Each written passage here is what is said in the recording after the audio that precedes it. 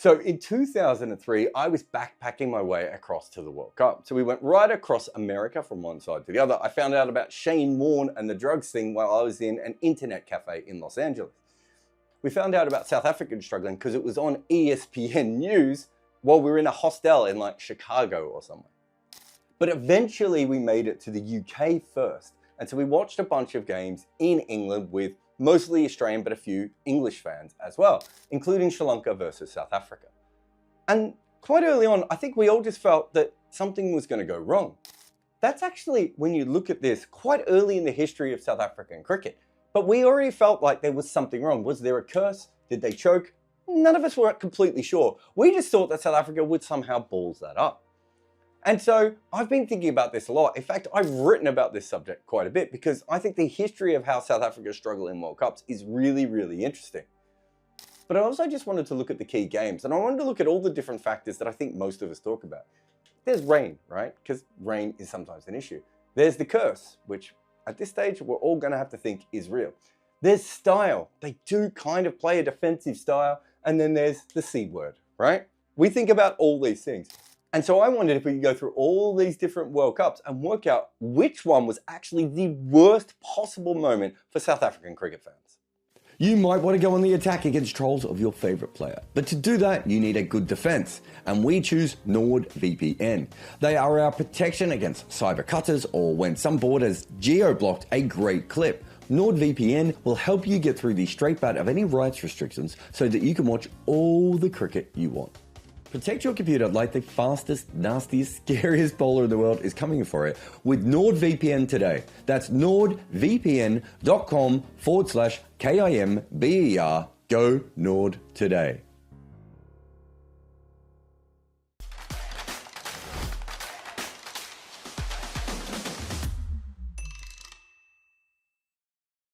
All right, let's start with rain. And weirdly, we think about rain and South African cricket, but maybe it doesn't play as big a role as we think.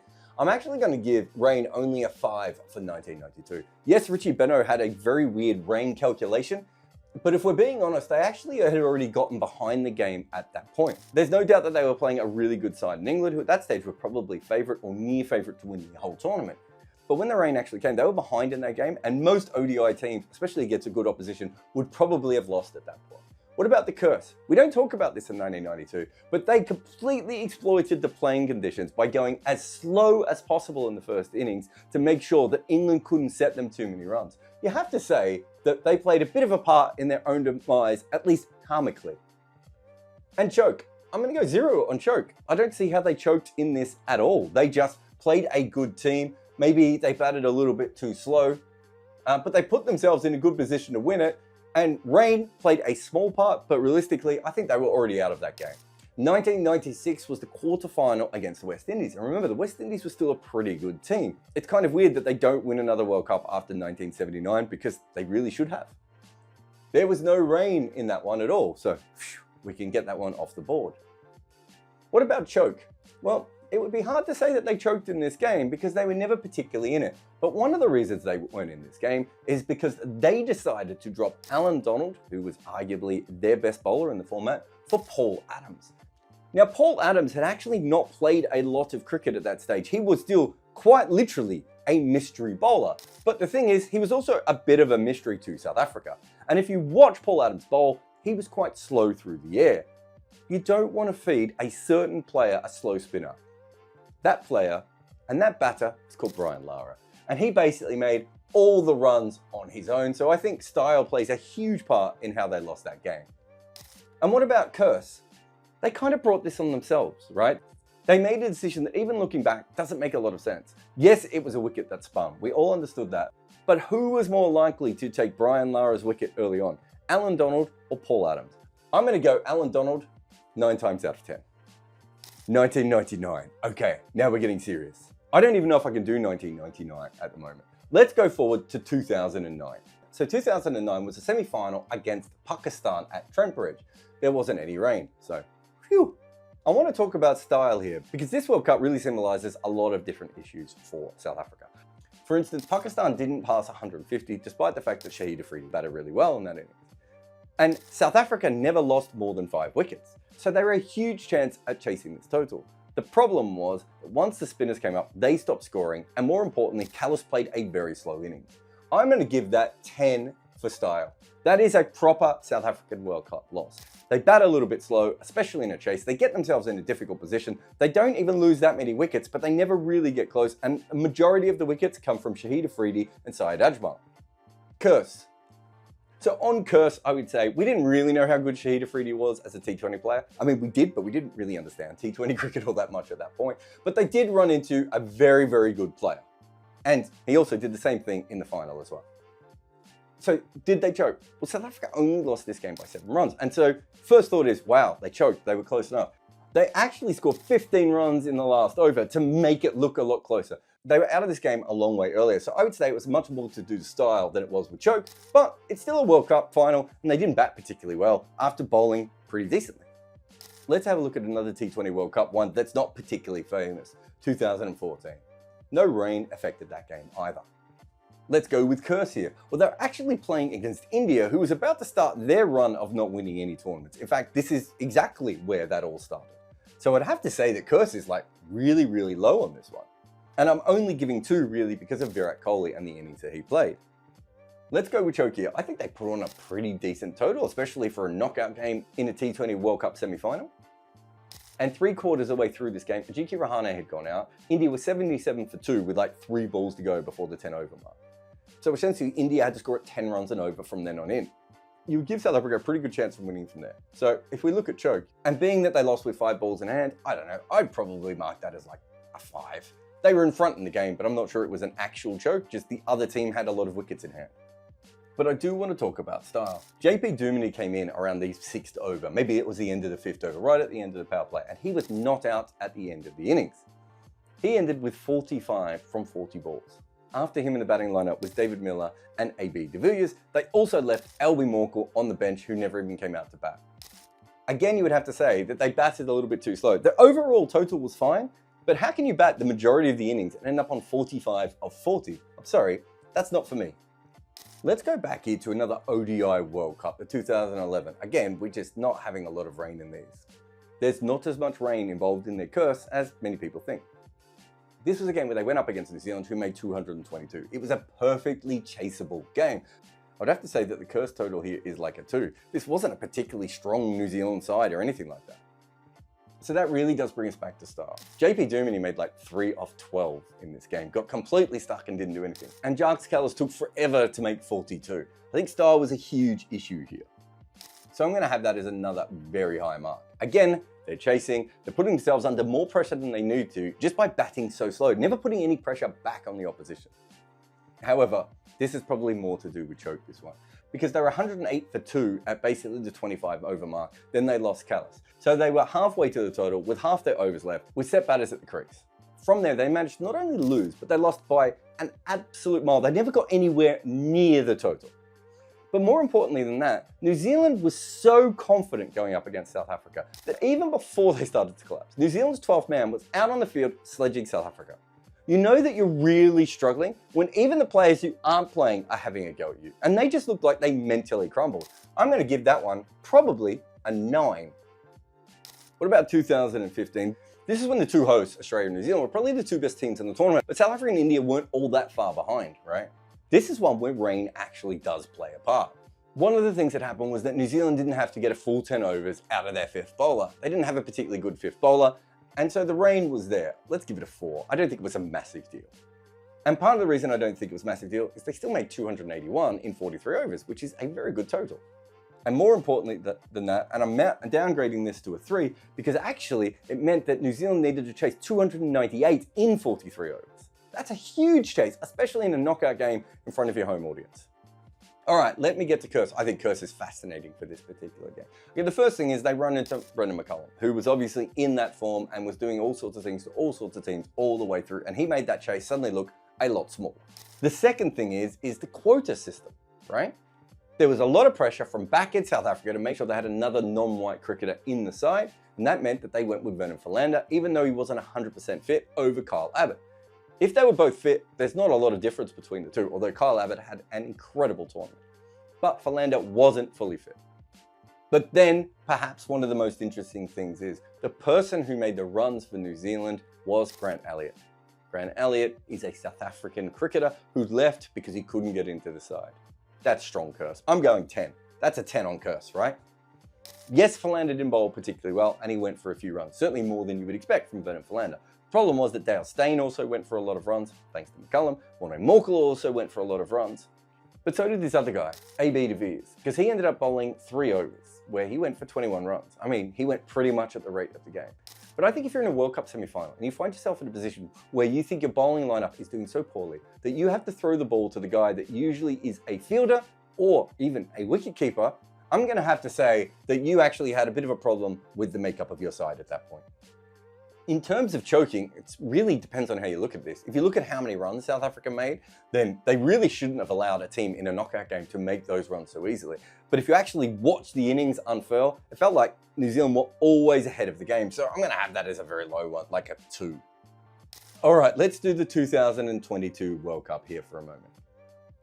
It was in Australia, and they were starting to build what looked like a pretty good T20 team, but there was some rain. It wasn't in the game against the Netherlands, but they lost points in a game earlier against Zimbabwe because of a washout. Mind you, the ICC tried to play that game despite the fact there was no way a professional cricket game should have been going ahead at that point. But certainly, I'm going to say that rain played a part. Let's go to style on this one next. They were chasing 158, and their 2 openers both went at a runner ball. It meant that at the end of the power play, they were actually behind the game, and they'd only lost 2 wickets. There was no reason for South Africa to ever be behind, only chasing 158 against the Netherlands. I'm going to say that's like a 7. I think from a choke perspective, they were always behind because of that slow start. I think I've actually made this too low, because there is another factor that you need to put in. They had that bowling lineup where they had 5 specialist bowlers, which meant at number 7, they didn't really have a player that they could trust. Wayne Parnell is a very risky number 7, right? So I'm actually going to bump that up to style and number 9. And that actually comes in very important when we look at choke, because you could say that they choked in this game.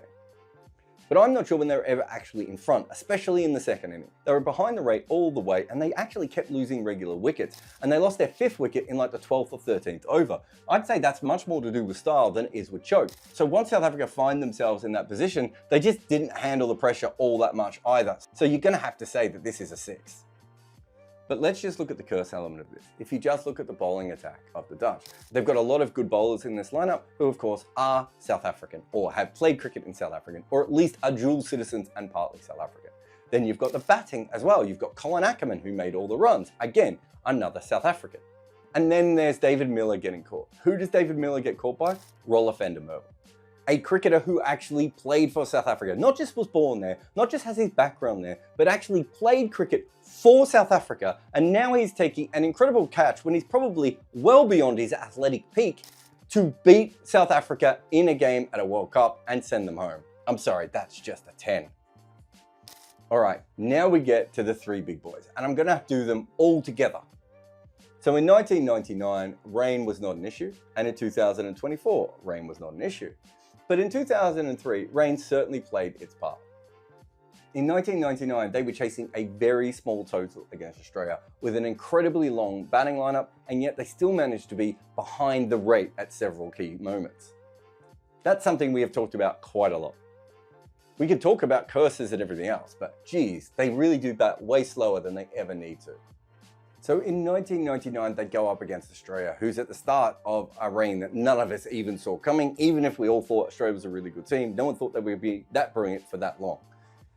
Also, I think Australia was just a smarter team than South Africa, all things considered, even if they weren't quite as good in some facets. And so the fact that Australia got to play them 2 times in a row, I think was a huge advantage for the Australians. The third is that Lance Klusener was an incredibly smart cricketer, absolutely light years ahead of his time, and it never occurred to him to have a conversation with Alan Donald about exactly what they were going to do in the last couple of balls. I'm going to say that seems pretty high to me on the curse. 2003, they were already struggling a little bit in 2003, right? They did come up against a pretty decent Sri Lankan team, and we now know they probably had the wrong captain for that particular side. But I didn't think this was a massively cursed game by South African standards. And 2024, this is an interesting one because it is a final, and I do think that the fact that they made a final does change things a little bit. And they went up against a very good Indian side that had a lot of bases covered, and South Africa didn't have as many of those bases covered. they also had to go up against Jasprit Bumrah, who was in world-defying form, right?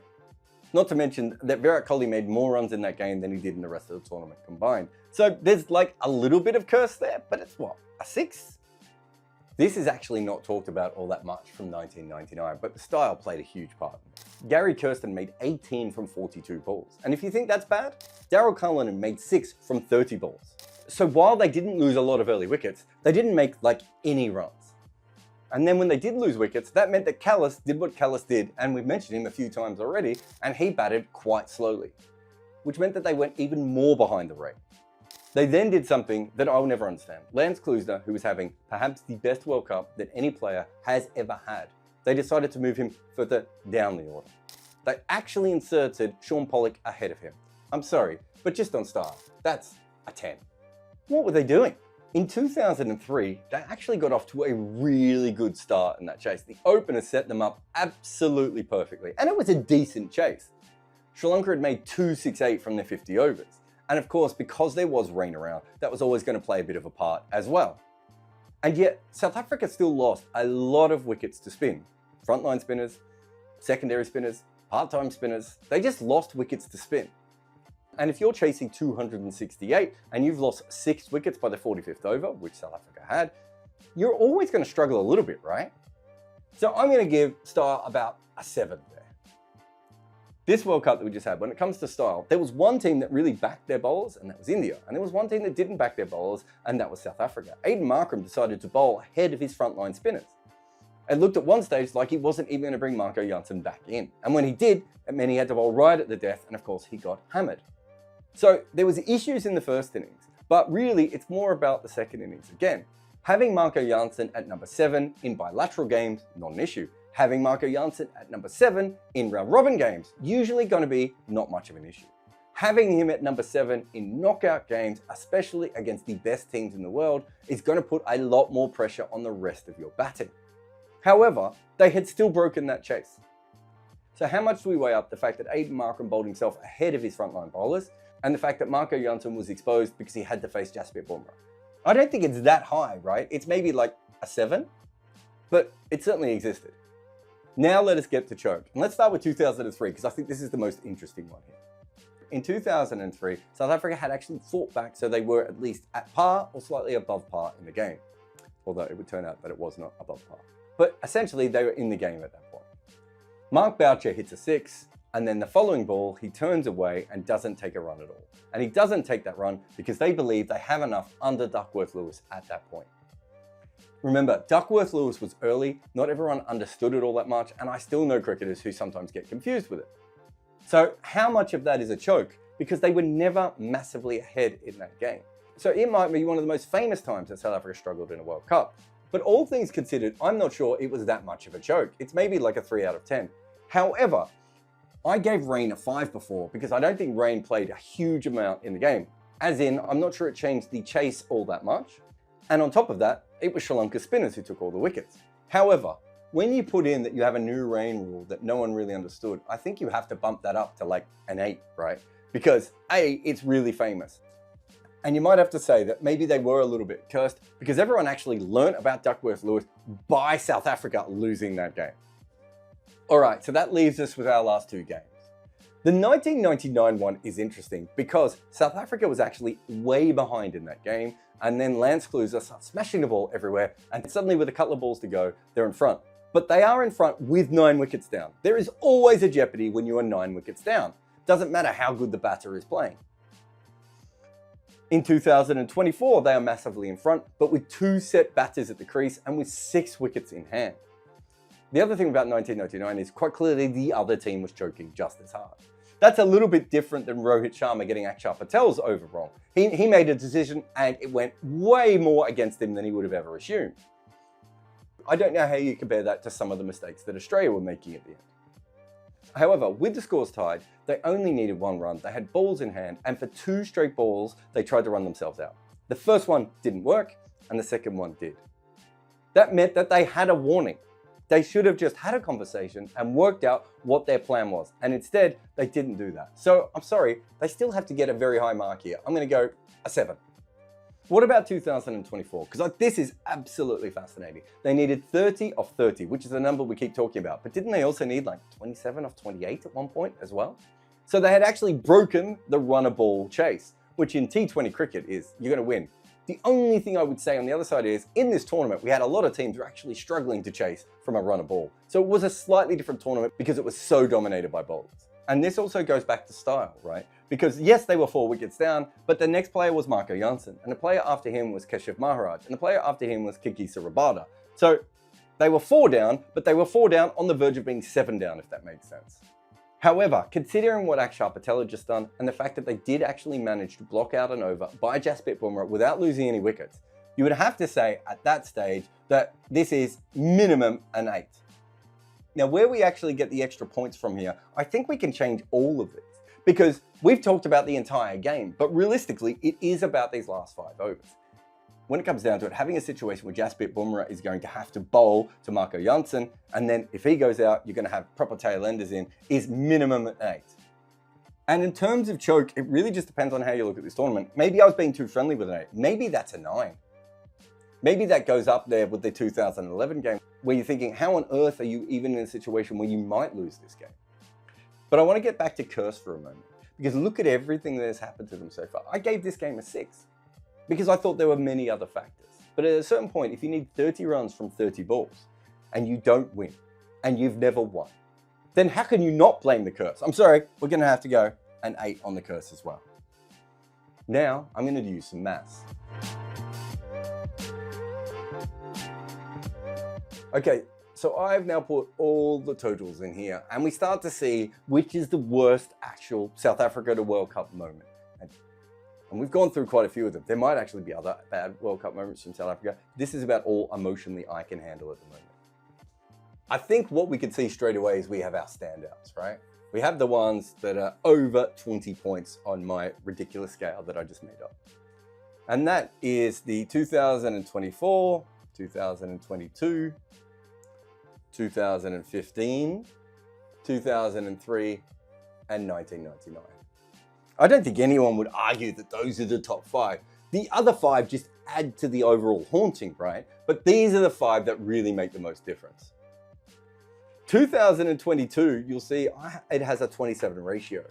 I think the Curse is really strong there, and I think the style played a big part. But you could even argue that they probably didn't actually choke that much because they weren't really ever in that game, and you could probably drop it down a little bit if you wanted to. But that's still a really strong game, especially when you factor in all the South African players. 2023, I think because of the rain, it gets a little bump over the others. I actually don't think this one was all that bad. I think this team was already headed out of the tournament anyway. So I would probably find a way to downgrade that one and make that one a little bit lower. And so that still leaves us with the 1999 and this current World Cup, right? The truth is that this 1999 one actually makes the current World Cup one worse. When we look at the Curse and everything else, and the fact that there's a 10 on a Curse there and there's an 8 on a Curse there, this is almost where the Curse starts. This first one was heartbreaking. And this second one, they had a good team, but they maybe hadn't quite fully formed at that point. In 1999, they were arguably the best team in the world, and then they went up against Australia, who had been struggling, and suddenly Australia leapfrogged them as the best team in the world. That they did it with a 10 Curse, that they did it because they played terrible cricket on their own, and that they did it because they had a 7 here. And let's be honest, there are a lot of people out there who'd be going, Jarrod, you can't have a 7 there. That has to be a 10. You could give them a perfect 10 score on every metric except for rain in the 1999 World Cup. But the way that things happen is we still have the 2003, the 2009, the 2011, the 2014. All of this just keeps building, right? Until we get down to here. And maybe if we look at the individual metrics here, we could say to ourselves, well, okay, it wasn't anywhere near the level of 1999. But this happens after everything else. And so you could argue quite easily that that should be a 10.